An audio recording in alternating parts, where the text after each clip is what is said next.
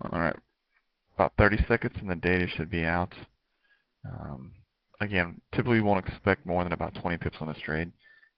So if you're going to trade the spike, again, I would have my managed take profit set around 15, 10 to 15. But again, I'm not going to trade the spike. Wow, that's some substantial deviation. I've never seen deviations like that.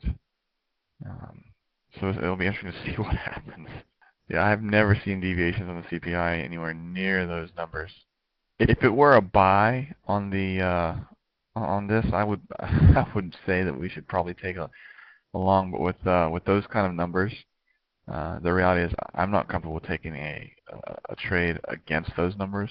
Obviously, we're not seeing a very big move on this trade, so overall, kind of on the sidelines as far as I'm concerned here. If you did get in this, um, my suggestion is to look for an exit.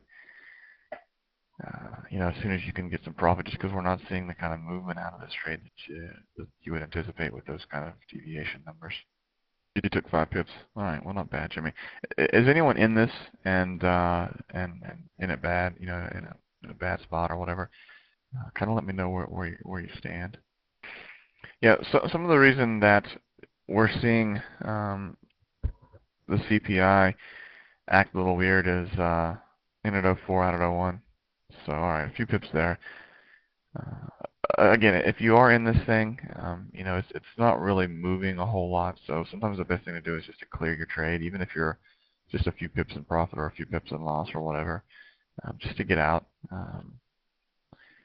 The issue with CPI is CPI is a big measure of inflation, and there's kind of been a change in the interpretation of inflation on a currency, whether it's good or bad for a currency, and that's why you're seeing some confusion on CPI numbers.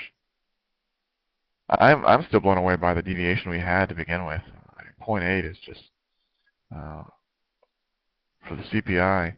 I mean, I don't think I've ever seen deviations over like 0.3 or 0.4, in several years. So I think there's a lot of confused people right now. We're not seeing a lot of market movement, and again, I think it's because of the the inflation issue. You've got inflation is just a big deal right now. The whole thing is inflation and deflation have kind of switched roles as far as how they affect the strength of the currency. And because you still have people not sure how that works or not sure how to react to that, you're getting a lot of confusion in the market. Also, there's a shock factor. I mean, normally you'd have a huge move off of a deviation like this, but I think a lot of people just don't know what to do.